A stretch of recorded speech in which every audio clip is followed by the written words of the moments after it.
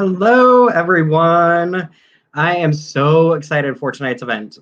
This is Left Bank Books welcomes performer, author, and St. Louis native Chloe O. Davis, who will discuss her debut book, The Queen's English, the LGBTQIA plus Dictionary of Lingo and Colloquial Phrases. Left Bank Books is St. Louis's oldest independent bookstore, celebrating 51 years this year. We would like to thank all of our supporters, the supporters of Chloe, and everyone for their outpouring of love for our bookstore. We have adapted and are still bringing you the things that you love the most about Left Bank Books with curbside pickup and delivery to anywhere in the country, anywhere in the world. We are incredibly happy to be able to bring our event series virtual. We believe that events are a way to expand your mind and bring in new thoughts to make the world a better place. We hope that you enjoyed this event, and we hope that you support Left Bank Books by purchasing a copy for you or for all of your friends at left-bank.com. I think this would be a great gift for a Palentine's, Galentine's, or your partner, all of the above. So a great gift for those special people in your life. Purchasing a copy of the book from Left Bank Books allows us to keep our bookstore and staff operating. Thank you for your support. We need your support. I am Shane Mullen. I'm the events coordinator for Left Bank Books. I help produce our hundreds of author events each year with a fantastic team here in St. Louis. We will be taking questions from the audience at the end of the event, but also during the event tonight. So you can type your questions as a comment at any point in time. And be sure to follow Left Bank Books on Facebook to be notified about all of our fantastic virtual events. We have a lot of really incredible events lined up for the year, and I am adding events daily. So I am excited about it, and you should be too. About tonight's book, The Queen's English, a landmark reference guide to the LGBTQIA plus community's contributions to the English dictionary, an intersectional, inclusive, playfully illustrated glossary featuring more than 800 terms and fabulous phrases created by and for queer culture. Do you know where "Yes, Queen" comes from? Do you know the difference between a bear and a wolf? Do you know what all the letters in LGBTQIA+ stand for? The Queen's English is a comprehensive guide to modern gay slang, queer theory terms, and playful colloquialisms that define and celebrate LGBTQIA+ culture. This modern dictionary provides an in-depth look at queer language, from terms influenced by celebrated lesbian poet Sappho, and from New York's underground queer ball culture in the 1980s to today's celebration of RuPaul's Drag Race. The glossary of terms is supported by full-color illustrations and photography throughout, as well as real-life usage examples for those who don't know how to use kiki, polysexual, or transmasculine in a sentence. A series of educational lessons highlight key people and events that shaped queer language. Readers will learn the linguistic importance of pronouns, gender identity, Stonewall, the Harlem Renaissance, and more. For every queen in your life, the men, women, gender non-conforming, femmes, butches, daddies, and zaddies, the Queen's English is at once an education and a celebration of queer history, identity, and the limitless imagination of the LGBTQIA+ community. About the author. Chloe Davis is a debut author who works in the entertainment industry in New York. A graduate of Hampton University and Temple University, she has centered her creative platform on amplifying the narratives of Black culture and heightening the awareness of the LGBTQIA+ community. Davis's work as a dancer, actor, and creative has allowed her to travel to all 50 states and internationally, where she has spent 15 years researching, writing, and creating the Queen's English, the dictionary for LGBTQIA+ lingo and colloquial phrases. And Chloe is from St. Louis. I am super excited and happy to welcome our guest for the evening, Chloe O. Davis for Left Bank Books. I also want to give a big shout out to Blair Amani, who could not make it tonight. I want to thank Blair for her support of the event, and we will hopefully see her again sometime soon. If everyone at home would please help me, because Siri talks to me, Would everyone at home please help me in warmly welcoming and a huge round of applause, Chloe O. Davis. Hi, Shane. Hi. Thank you for having me. Thank you, Left Bank Books. Thank you, St. Louis. Yay. That introduction was beautiful, and I was just grinning from ear to ear listening the whole time. Oh, good. I am so excited to have you here. I need to provide a link for people to buy the book because we have the book on our shelves now. It is absolutely incredible. I will hold it up again because it is just so amazing. I am really excited to be in conversation with you. I love the book. I think it is absolutely fantastic. I have spent a lot of time with the book since I got it in my hands. And I want to talk to you about where this came from. So you were a performer, yes, and this didn't come up because you were looking for something to do during the pandemic. Maybe, I mean, you could have thrown it together then, but this took a lot of work. There is 15 years of research in this. So I want to talk about your inspiration for this book and where you got the idea.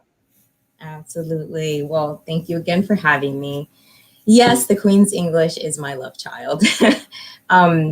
So I'm an artist, and actually back in 2006 was when I started writing this, or had the idea to create it. And I danced with a company, the Philadelphia dance company, Philadanco. And it's a predominantly Black dance company, internationally known, modern dance company. And we just traveled often, you know, and a lot of times we would spend together, and we would spend on our tour bus. And the thing about being an artist and a performer, a dancer, actor, it's just you are immersed in a culture that is liberating, accepting, and really allows authenticity. And there were a lot of members in the company that identified as gay. I'll talk about me later, but what was happening is, and they also are part of the ballroom scene, which we can also talk about later. But so there's words that we actually know a lot about now, right? So we know beat and fierce and slay and over, come through, push through. So these terms actually are part of a sub-community in our larger gay and queer spectrum called the ballroom scene that originated in Harlem, New York City. We're very familiar with it, those who watch Pose, and we actually hear the language, of course, if you love Drag Race. But what was happening is I was listening to the words, and we naturally use them because we hear them all the time. But one time I was like, you know, what does snatch mean? You know, you're using it all the time, like it's a compliment. Like, what is it? Like, I was just like, I want to know what these words mean. Like, I'm using it, but you tell me what they mean. And a company, you know, member was being funny and was just like, snatch means that something our boss wants us to be in this, you know, dance company. And basically, snatch is a very lean and athletic body. And so what was happening was, I said, well, you know, I'm hearing all of these words, and I was like, you know, there's just so many. And I was like, I'm going to document them. And they were like, okay. So what was happening is when I would ask what a particular word was, usually it's very hard to acknowledge slang and define it with not with slang, right? So then what I would do, I would give it this like academic definition. And this was kind of like a game we would play called Oxford Dictionary. So if there was like, you know, a term, then I would like, it means da da da da da, you know, and it was fun and it was jubilant, and we just had a good time doing that. But what was happening though is I was really acknowledging that there was this creative language that was just buzzing around, and there wasn't necessarily a resource for it. And so I said, you know, this needs to be a dictionary. I said, this is a fully developed language. It needs to be a dictionary. And I mean, honestly, I was joking. I really was joking. But a friend was like, well, when you write it, call it the Queen's English, because it's the language of all the queens. And back to what I was saying about ballroom culture, queen is an honorific, you know, term, but particularly there are femme queens, which is usually a transgender woman. There's the butch queen, which is a cisgender male. And there's drag queen. So a queen is just this honorific term to identify people within the ballroom scene, but also it's just something that has always been used, particularly in the gay community. And so, you know, I guess I took the opportunity to do it and expanded. It really expanded because again, as an artist, I was dancing, but then I transitioned to musical theater, and you know, I was introduced to other people and other identities and other queer communities. So I remember a tour where I learned about, you know, the animal kingdom, like bears and otters and wolves, right? And that's a distinct community. You know, that actually came from the white gay male scene. So, and then I learned, you know, language from the lesbian community, learned language, you know, eventually from the trans and gender non-conforming communities. But so I just continued to just collect these terms. But I think more so is that it was an opportunity for really me to dive in and really dig at the nuances of my own identity and feeling affirmed and liberated. I identify as bisexual. So this was this journey of, you know, how identity evolves over time. And I think through this book, I really advocate for understanding the spectrum of identity and sexual orientation. I think that's fantastic. And like the terms, the phrases in the book. So like if you look up some of the phrases that you've said, there are really incredible and in-depth information in here. So when did it become more than just an urban dictionary type? Here's the word, here's how to use it. And when did it become so full of information? So like if you go to the ballroom scene or the ballroom scene or ballroom culture, you actually give like a lot of history in there.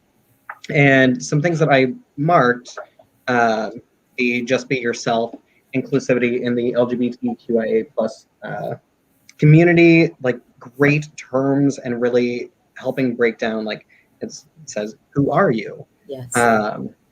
And then the pride flag, like that is another really beautifully researched and well done kind of entry. Those are some, like just a few of the ones that I think are really remarkable that show how much research is going beyond this just being a dictionary. Yes. So the most important thing is how this dictionary is researched. Yes, you know, I talk about my early days and being in the company and, you know, playfully defining or being a lexicographer to particular words. But what it really was, this was an opportunity of sharing. This was an opportunity where I would sit down with so many different people, and they were very generous and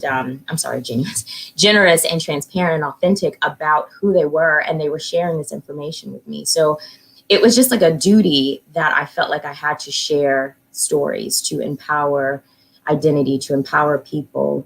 I felt that there was a lack in that. I felt that resources and support hadn't been available just yet, you know, for people who identify as LGBTQIA+. And so I think it became like a mission to make this information available. I think that's the premise. It was because I was hearing stories and I wanted to empower those stories. I wanted to empower marginalized people. I wanted to empower myself. I wanted to learn more about myself. So then it became more as a resource. You know, I wanted to dig, and I love research. I love, you know, learning about the etymology of words and learning about culture. And again, like I said, it hadn't been done yet. I remember looking around, you know, even like 2010, and I saw like some small glossaries of, you know, gay terms, lesbian terms, or queer words, but I never found anything as inclusive and as involved and that celebrated the spectrum of, you know, identity. And so I don't know, I think eventually I just made it my duty to do it. But I think it was because I was so involved and excited that people were sharing stories, and I'm like, I want to document it. I think as a creator, I love storytelling. So maybe I think this dictionary is about storytelling, and it's diving deep into a culture and lifestyle and people. So how the dictionary is kind of sectioned off, because it's still a dictionary. It's fun, but it's still a dictionary. And so you have your term, you have your part of speech, and of course you have your definitions, if there are more than one that is used, because I was also very adamant about, acknowledging the many ways a word can be used. So I wanted to make sure that I included that. And like you said in the introduction, there is a usage note. I'm sorry, a usage example. And that's actually to dive deeper into the nuances of how this word is used or how this phrase is used. It really colors the vibrancy of that particular community that uses it. When I say that particular community, because when we say those, letters, LGBTQIA+, we're talking about several communities. Sometimes, unfortunately, with the community, we're packed as one, but what I wanted to do is really empower all communities. And so that's why when we get into the next part, there's what you were saying, the usage note. It actually talks about where that word, if I was able to research it, where that word originated, right? So like I was speaking earlier about this word originated in the ballroom scene, or this word originated in the white gay male community, or this word originated in the Black gay male community, or this word originated in the lesbian community, or here's another, like this word is commonly used in the non-binary, transgender and gender non-conforming communities. So this is a way for us to really dive in and say, oh, okay, this is, where the word comes from. So we understand the experience, because when these words actually articulate a culture, they articulate experience that, mainstream or our heteronormative society just could not articulate, well enough for us. And so that's why these words are actually present. And the other part that you were talking about, the did you know, then that's where I kind of dive deep to talk about the evolution of the word, or, particularly if there were leading people that really spearheaded a certain movement, or that would connect with the word. So I think it was a duty. I say all that to say, I think I just found a passion, but I found a purpose. And I think the purpose was for me to dive deep into a marginalized community, me being Black, me being a woman, me being bisexual, I understand what it feels like to be marginalized. And I think it was really important to me that everyone felt heard and represented and empowered. So I think that's why I just dug deep the way I did. I wanted to celebrate. I wanted to change the narrative of how people are viewed, and I just wanted to really celebrate that. So that's how the Queen's English came about. I mean, I kind of assumed that everyone in the queer community is really supportive of everyone else in the queer community, like kind of the whole umbrella. But that's not always the case. And I think that understanding and being able to know the terms and use them correctly. Mm-hmm. Because yes, this book is a lot of fun, but using things like in the very beginning, like AFAB and AMAB, and what was one of the other ones that I wanted to talk about, or that I wanted to just mention? Oh, AAPI. That was, yeah. But like, you talk about things that aren't just part of slang, that are part of terms that we should know. And it really does include everyone. Yes. And that's important, because we all need to include the entire umbrella of queer culture. So yeah. And that's what I wanted to definitely dive into, really representing the language of all of the communities that make up this larger queer umbrella. And like I said, yes, lesbian, gay, bisexual, transgender, gender nonconforming, but you also have the intersectionality of being Black, or being Latinx, or being, Asian, or, Asian American, right? And you also have the intersectionality of, being Black and trans, right? There's just so many stories, and I think I just wanted to liberate them all. And I wanted to have deeper conversations as how we can evolve and how we can really grow into a better, humanity. And so yes, it was important, and it's a teaching tool. Like you said, it's a teaching tool for everyone. It's a teaching tool for those inside of the community to learn first more about yourself, you know, as I did. That is the journey with this book. It was really me learning more about myself, but it also allows you to know more about other people, you know, other people in the community, because everyone's experiences are very different. And that's why we have language that celebrates those experiences, but let's celebrate them, you know. And then it's also a powerful tool for those who are not within the community. We are in a climate now where, you know, we are evolving, and it's time to tackle issues on racism and misogyny and, you know, homophobia and transphobia. You know, it's time to talk about these things. And you know, there are many allies out there who really want to support and really want to know, but just they don't have the reference and the tools. And I feel like this is a piece of literature that gives you those references and tools. You know, it tells everyone, like, you know, also in the usage note, like, is this word a stereotype? Is it pejorative? You know, should you use it if you're in the community? Should you not? You know, it gives that type of information because, you know, I didn't create this for people to use flappily. You know, I created it for us to all educate ourselves so that we can really empower the diversity of humanity and understand that all of our experiences are quite unique, and to really celebrate that. I feel like this is slightly embarrassing, but like, I had heard the term AFAB several times before I actually was like, what does that mean? Yes. Like, I was just like, AFAB, like a fabulous person. No. So it does not mean that. I mean, it kind of does, but. So for those out there, AFAB is assigned female at birth. And you also have assigned male at birth. Now, this is a very important term because when we understand trans identity and also being cisgender, you know, it's really based on what the doctor assigned you, right? And so when the doctor assigned, you know, check female, or the doctor checked male, then you were assigned female at birth or assigned male at birth.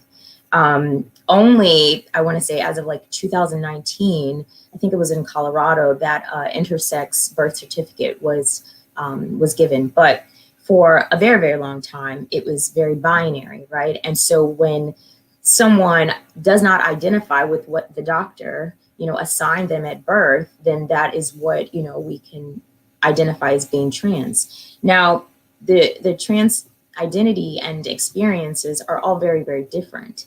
And so that's why it is more correct, or a way to identify that you can say, like, assigned female at birth, assigned male at birth, because that is the assignment. That is not who they are, but that is a way to do it where it is, I guess it's more respectful. However, like all of these terms, you know, and I always emphasize this, if someone doesn't use that label or term for themselves, then we cannot use that as well. You know, it is only you can identify who you are and the terms to use in that journey.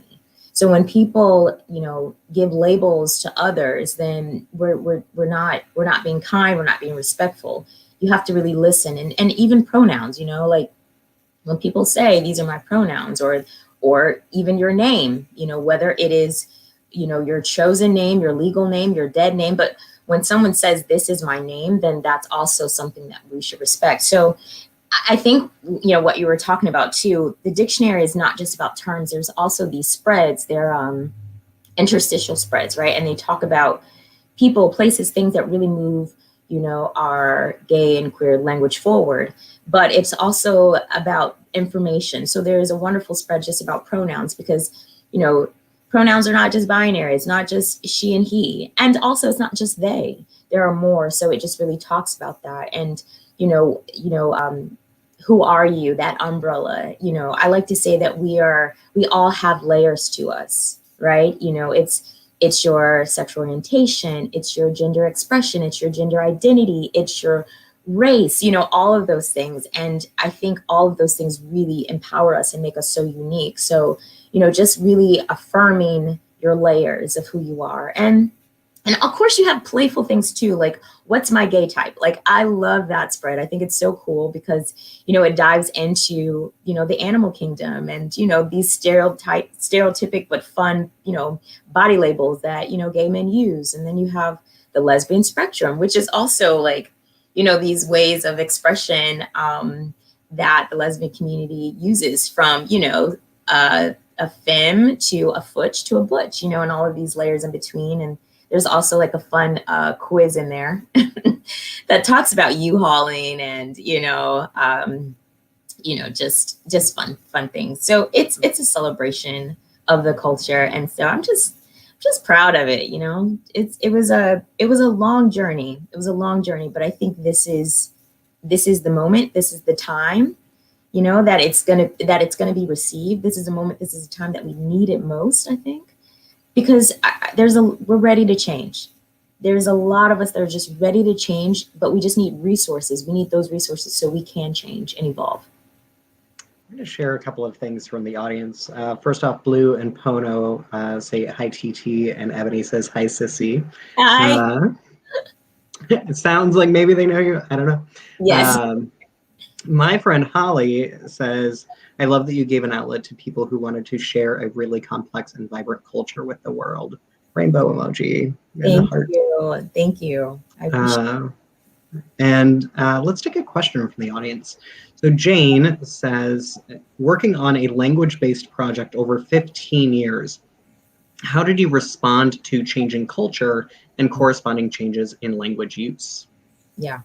So the thing about this dictionary is that I was adamant about documenting as much language as possible. So there are terms in here that could be considered dated, but it's still part of the community. I really wanted to acknowledge those terms and let it continue to be part of, queer history. So I wanted, over time, of course, language is changing and evolving, but through my 15 years, I constantly added. I didn't necessarily want to remove anything. However, I do have to say, which is really important, this book has gone through so many sensitivity reads, so many sensitivity reads. How it was created was through conversations. I didn't learn all this overnight. It was because there were thousands of people, strangers, friends who just really poured into me with information so that and research, so that way I was able to really articulate these experiences and these definitions. But I had so many readings, and I think that's also how things grew over time. I remember one of my first readings, maybe back in 2015, when I felt comfortable sharing. I think I was maybe 300 words. So I was like, oh man, I'm doing something. So when I think about 800 words now, I'm like, girl, you weren't doing anything. But when I just had, the word and the definition and the usage example, and those 3 items alone are already hard. But I was told, they were like, oh, this is great, but I would love to know where the word comes from. And I would love to, and I was like, oh man, more work. So that's how we got, the did you knows. And then because of making sure I'm clear about when words are stereotypic or when words are pejorative or when words are derogatory, that's so important. I needed to add something called a usage note, and it's in red. It's like alert, because I just couldn't give a word and a definition and the usage example without giving the effects of it, because you can use a word and it has affirming effect, and you can use a word and it has, a very belittling effect. One thing I want to talk about, particularly when it comes to using the word queer or dyke or faggot, sissy, right? So these words were definitely once derogatory, but have been reclaimed by particular members of the community, as a self-proclamation. But that doesn't mean everyone in the community, has the same views, right? So there are some people that feel very liberated about saying that they are queer, but there are some people who do not feel liberated with that. And so that's something that I wanted to make sure I articulated within the dictionary, those types of things, that this may be a stereotype, this may, because I want to make sure I include everyone's experience. Mm-hmm. I identify as queer, but when I was kind of coming out, I was in college, and that was kind of the taking a lot of classes on queer theory, which was the kind of new wave of how to define it. Mm-hmm. And even people in the classes were like, "Oh, no, like that's like a word that hurts people," and it does hurt some people. Like, I mean, just sometimes saying queer to some of my elders, they don't like it. And yes, thank you for bringing that up, because some of these words do need to have like an understanding behind them. Yeah. But I think also, like I was saying, it's also about a celebration of the evolution of words. And so I tried my best to show that evolution and give the history, because I think the biggest thing, what I didn't want to do was have erasure happen, to the language that lives inside this vibrant, amazing community culture that grows out of hate, that grows out of being marginalized, and I just wanted to celebrate that. It started, of course, learning words from the ballroom scene or just the Black gay community, and wanting to affirm those words and document those words, because this happens a lot. Cultural appropriation happens a lot within the Black community. And that was a driving force. It's just like, no, I'm going to document this, because there's no documentation out there. And not to say, like, I don't know why, but something has to be scholarly and documented for it to have validity. And so I think this was my way of doing that. It is a dictionary. It truly is. It's fun. I mean, and yes, there's slang, and yes, there's idioms, but there's also words that truly articulate identity or what is problematic in our society. Again, like I was saying, misogyny and, privilege and white privilege and, male privilege, intersectionality. These are words that are part of the larger, spectrum of identity and experience. And, I like to say, I wanted to write this dictionary so that anyone, whether you identify within the community or not, you found at least 2 terms that you can relate to. But yes, it is the dictionary for LGBTQIA plus, language, but it is a dictionary for human identity. Anna is, there's another comment from Jane just saying thank you so much to making the connections that endorse the humanity of all. That Anna, I think maybe we answered this a little bit, but since this was a multi-year project, how did usage of terms change over time? And are there plans to update, revise in the future? So I think we kind of touched on that, but are there plans to? Because language is constantly evolving. It is. Probably in the time that we've done this event, like at least 4 new slang terms have been invented. Yeah, there has to be another version. It has to continue to be updated. But I think I'm just happy that there's some groundwork that has been laid where we can just continue to add to it, because language is important. Language affirms. Language, empowers, and it's important that we have tools that really articulate that. And we also have something that documents, our history. Unpacked Suitcases says, "We love you, Aunt Chloe. Thank you for an amazing book." So thank you. I love my family support. I appreciate it. Well, I read some of these. I want to talk about queer icons. So you do bring up a few in the book. And I want to ask you just a fun question of who do you want to meet that you haven't gotten to meet? Who deserves maybe a future place in the book that maybe didn't quite make this one? So I know there may be some icons that should be in here that you were like, oh, I forgot to do that. Even if I didn't forget, I just couldn't because I didn't have the space. After a while, my editor was like, Chloe, we can't put everyone in here. I mean, so I wanted to, though, I really wanted to dive deep and find these icons, whether they are known or whether they're not. But I wanted to find them when I wanted to listen to their statements and hear their stories, and I wanted to celebrate them. So, I really dug deep to see what's happening, not just in like culture now, but, during Stonewall, and of course, Marsha P. Johnson and Sylvia Rivera, and during the Harlem Renaissance, like Zora Neale Hurston and Josephine Baker, Alan Locke, Langston Hughes, Conte Cohen, and, even now with Janet Mock and Laverne Cox, and just amazing individuals. And I just wanted to really celebrate them any way I can. So I kind of do that in the usage examples. If I'm able to kind of like, throw a little shout out, or in the spreads, I like to do that. But who I want to meet, please help me meet her. Or sorry, please help me meet them, because they identify as non-binary now. But Janelle Monáe. I love Janelle Monáe. Yeah. I love them. Like, I love them. And I just want to meet them. I mean, it's just impactful and empowering and creative.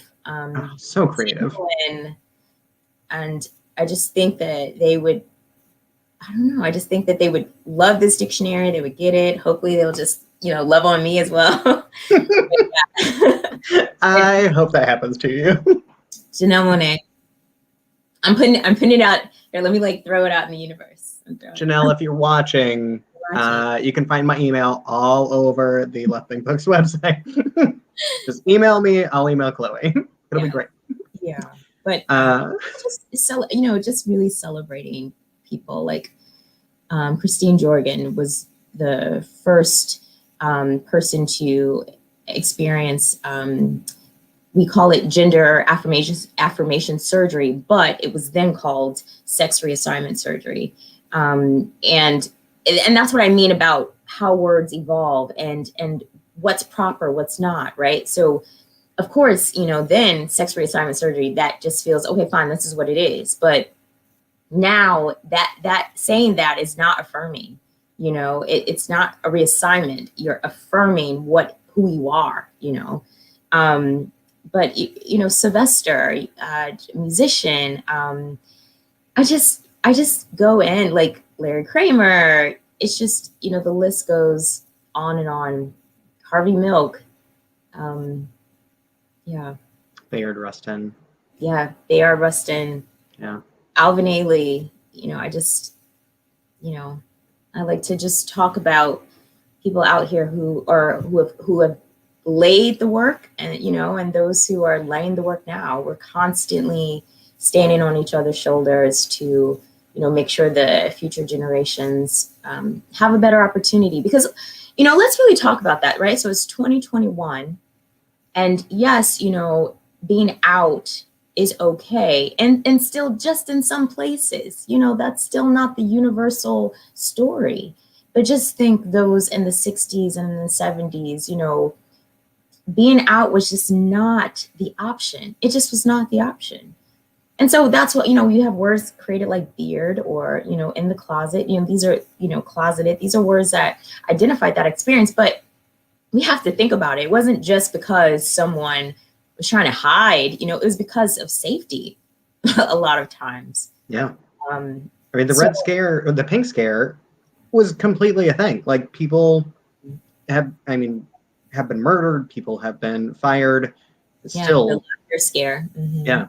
Yeah. And talking about Black trans women being one of the, having huge, the hate crimes and the transphobia is real. It is real, and it has to stop. It has to stop. And, I also like to talk about Black Lives Matter, and the movement is amazing and it's globalized, but we have to also talk about the leaders, of this movement, are two, queer women. And we have to, and the reason why, they created this movement, and so they can center, the voices that are already centered, like the Black queer experience, the Black trans experience, a female experience, you know what I mean? So we're ready. I think we're ready. And I think this is the tool that can really help us. So I encourage, and it's, we're deep, but it's also just such a beautiful book. Like, I want to talk about some illustrations. So I had, this is a chart. Oh, there it is. But I had 4, oh yes, I love that one, Lean Away. Mm-hmm. But there was my main illustrator, his name is Troy Lambert, Black gay man. And his illustrations are just impeccable. And it really brings the vibrancy and tells the story, because this is a lot of information, but it's done in a way that's very engaging and fun. So I appreciate him, but also Mark Urey and Shanae Benjamin and Cassandra Fontaine, all identify within the gay and queer spectrum. And that was important, to me to have that representation. And then, Clarkson Powder, they just did a beautiful job with this book. And I appreciate my editor, Sarah, and my, and the designer, Danielle. They're just amazing. And, it's one of those things that this is a book that is very new to literary, right? Like it's not something that has been done before. And so I appreciate my publishers for believing in me and believing in this project and growing with the project, because, there's a lot of things that we all had to understand. And I appreciate my literary agent, Leela, because she was the first one to believe in it, that it had the capability and the possibility to really change lives. And so I'm very grateful for that, because, we don't always want to talk about difficult conversations, but we have to evolve and grow. We have to do it. And I think this is a way that we can dive into those difficult conversations, but feel a little bit more comfortable, because we have a guide, we have a tool, and this book was made from conversation. So I'm sure that it's going to continue to be that platform of encouraging more conversations around inclusivity, around sexual orientation, gender identity, and expression. Briley's asking, would you suggest this book for teenagers, young adults too? I say absolutely. Absolutely. Yeah. I think so. I think if you are, a young teen, college, young adult, I think it's for everyone. I think eventually though I have to make a version for my young ones, the young generation, the youth. But I think for the most part, it is a dictionary that we can all use and that we all should use. And it's a great gift book, because again, it's beautiful, but it has a wealth of information that's really imperative. Mm-hmm. I actually can picture this as like a little baby board book, because like there's the activists.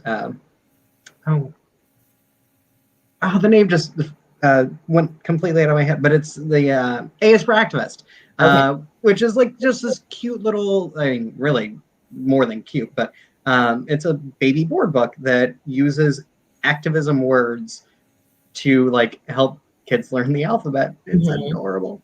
So yeah, you could definitely do that too. Yeah. And then we have to understand that, this new generation, I think they have it down locked. They understand that, gender and identity is vast and rich and evolving, and they're more open and to understand and encourage their peers to live in their truth. I want to say, too, how language, for me and my research, how it started to evolve was when I learned more about non-binary and gender and non-conforming identities. That wasn't language that I was aware of in my beginning journey. And so that's, why I think the book is like my love child too, because it's my understanding of, identity and me wanting to share that understanding with the masses. Lily asks, what are some of your favorite words from the dictionary? Were Okay. there any that surprised you as you went through your research? So on my website, mind you, visit the website, thequeensenglishus.com, and follow us on Instagram at thequeensenglishus. But I love this phrase because I said there's daddies and zaddies and femme queens and MBs and butch queens and zucchinis. And so zucchini. I didn't even know that one. So a zucchini is a term commonly used in the asexual community, but it's like because asexual is, lack of desire or not having sexual yearnings, right? It's so you're not relating to something or someone in a sexual way. It's more of a platonic way. So it's like a zucchini is your platonic, partner. So I think that's awesome. Demisexual I love because that's me. I'm a demisexual. I remember learning about that term and feeling very empowered. So demisexual is, part of the gray A or gray ace. So demisexual is you do have, sexual yearnings and desires. However, there needs to be like a firm emotional and mental connection with that individual to, proceed forward. And I was like, yes, that's me, so that was, really amazing. I think my journey of, learning words like heteroflexible and, bicurious. Bicurious was definitely something in Philly that is talked about a lot. But, it just kind of articulated how my journey has moved. So, I want to say words don't define you. You know what I mean? I'm not saying that you have to have these labels to define you, but what they do is affirm you at times, or they celebrate you, or they make you feel like you're not alone, that you're valid, that it's real. So that's what I encourage. So there's some really amazing terms in here. I use a lot of ballroom language because that was, my I guess upbringing when I really dove into LGBTQI plus language. I use it all, like fierce, and I use push through a lot. I use over a lot. I use work. Of course, the world uses yes, right? I said that's like the gay anthem. It's like sounds of like yes, yes, yes, queen, yes, yes. But that's what I mean. It's a dictionary, but when you get into those usage examples and when you hear it, you're like, oh, because there's a play to it. There's these nuances. It's this creativity. And I wanted to show that. I wanted to give it its scholarly due and its validity, right? By giving it this, firm definition or definitions. But I also wanted to show, the dynamics that live within our culture. And using some of those phrases, this book could also help people discover things about themselves because, yes, I mean, my friends and I were just like, I think this was last week, someone just learned the definition of sapiosexual, and we were discussing like, oh, like, are we like? So there was a lot of discussion between my friends about the definition and where we identify with that. And so the more terms you find out and the more phrases that might be that thing that kind of says like, oh, maybe I'm pansexual more than bi, like maybe I'm ace, like maybe. So not when you don't know that a phrase exists and that people identify that there's a community there. yes. It can be really powerful to learn a phrase and know that there are other people out there that are feeling exactly what you're feeling. Exactly. And that was my journey. I think it was two-part. It was me just diving deeper in who I am. but also it was the brilliant minds that I was able to connect with. I mean, it was great. Like, yes, I had friends, but then their friends would introduce me to friends, and then their friends would introduce me to friends or relatives. You know, I've met people at Pride events, you know, at LGBT centers.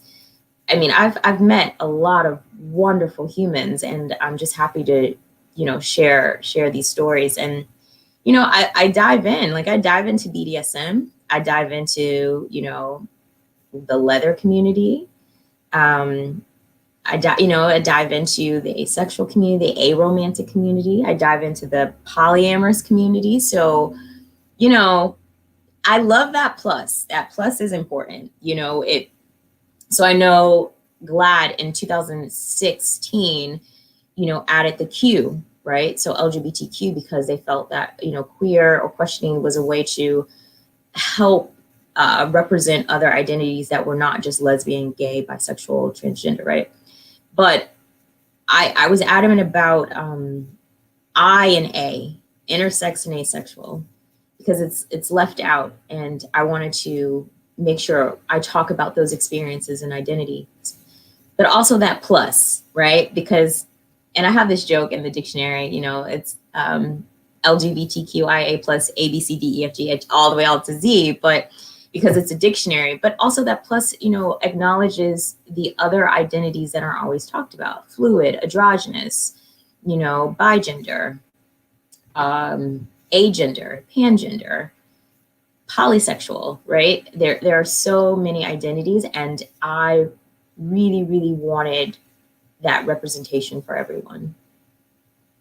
That plus is really important, and it so frequently like gets shortened to, and I didn't realize that it was only in 2016 that the Q got added. Well, officially, I know GLAAD did that in 2016. Okay, because I was like, oh yeah, like that's been for a while, but I mean 5 years seems like forever ago, 2016. So yeah. Mm-hmm. Ebony is asking, should schools have this book? Do you think it could help? I think this resource needs to be available everywhere. I mean, everywhere.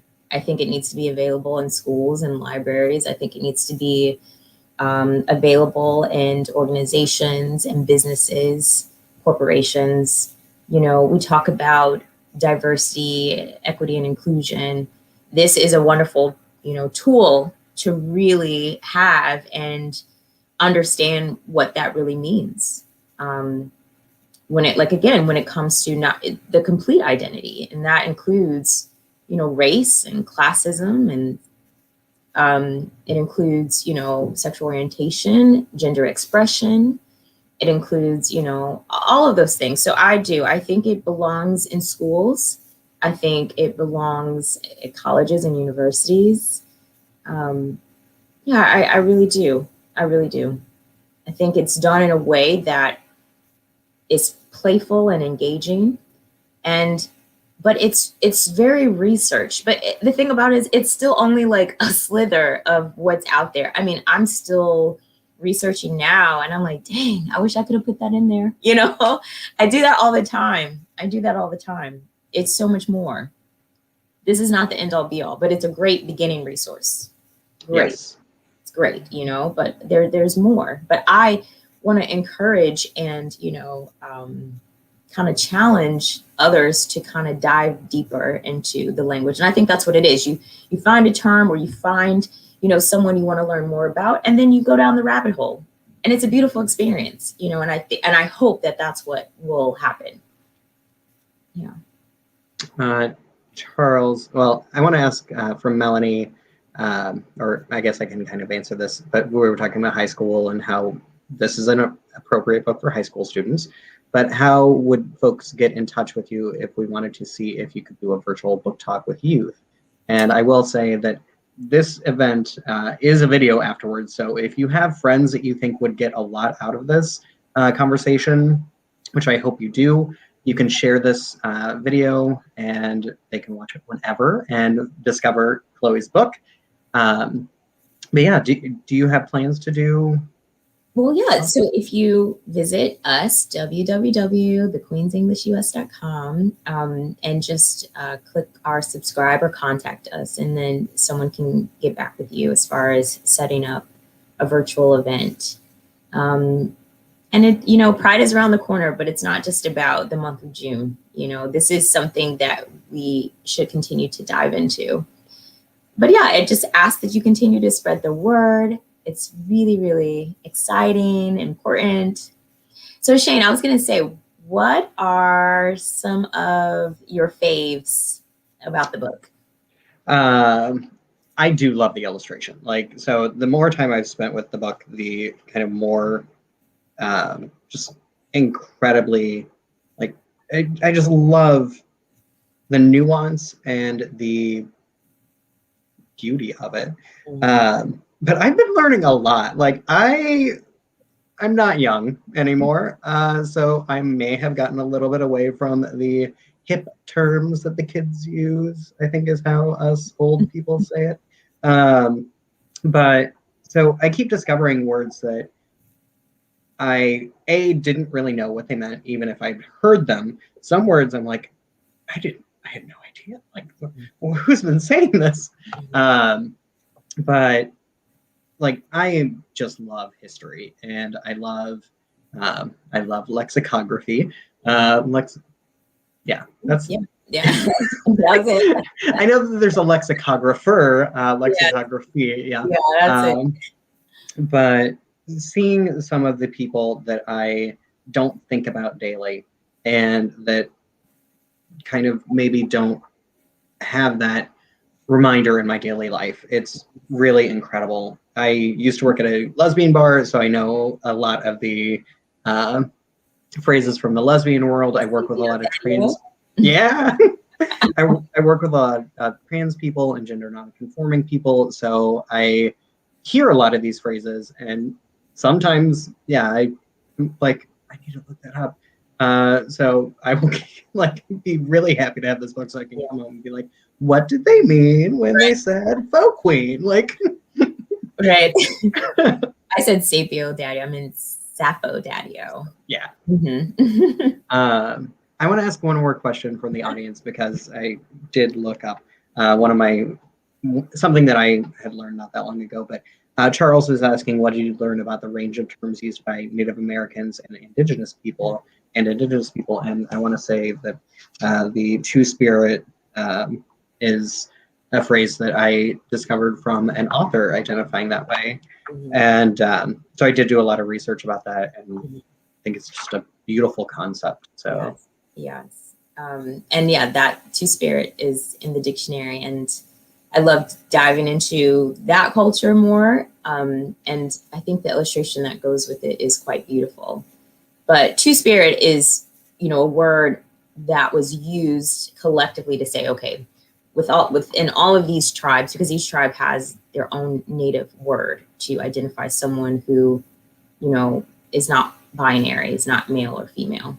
But two-spirit was this way of being able to label, an individual where everyone could understand, collectively within, Native American, Indigenous culture, that this individual does not identify within the binary. Making it easier for us, basically. So thank you. But but they didn't have to do that. But and I guess that's the thing. I want to honor the language. Do we just say, LGBTQ, or do we just say queer to just lump everything together? And if that's the case, okay, but there has to be a time where we separate it, because each identity deserves its own respect and regard. So I think, again, that's why I was very adamant about making sure LGBTQI plus, the plus, but also just each term can also just live on its own. It's in this dictionary, but if I ever just pulled it out, it exists. So yeah.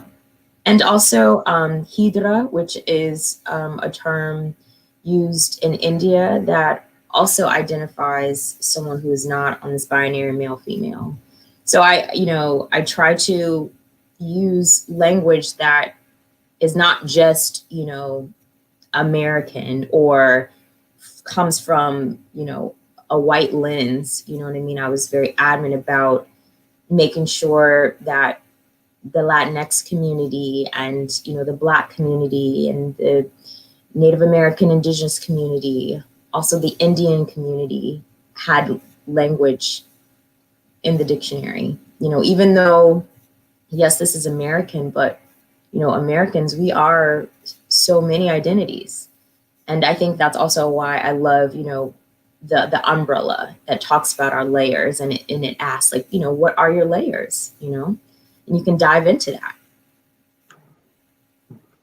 I did not realize that we were basically out of time. Chloe, thank you so much. This has been an incredibly fun conversation, an incredibly moving conversation for me as well. I want to remind everyone that the book is available for sale at left-bank.com. The link I will share again in the comments, but you can find this book. Give this book to your galentine, palantine. Is there a queer term for, like, we should admit that. We'll put that in the next one. Yeah. For your non-gender binary tine. So give this book to your friends, give this book to students, to teachers, to everyone that you know, because it really is something that is fun, informative, great, and important. So I want to thank the audience for being here. I want to thank you, Chloe, so much for wanting to do this event with us and for letting it happen. Such a pleasure to meet you and to know you. So thank you, Shane. Thank you so much for having me. Thank you, Left Bank Books. Thank you, St. Louis. That's my hometown. So it was really great to celebrate, with you today. So thank you all for watching. Absolutely. And audience, you're beautiful. You're all incredible, and we hope to see you next time. Bye.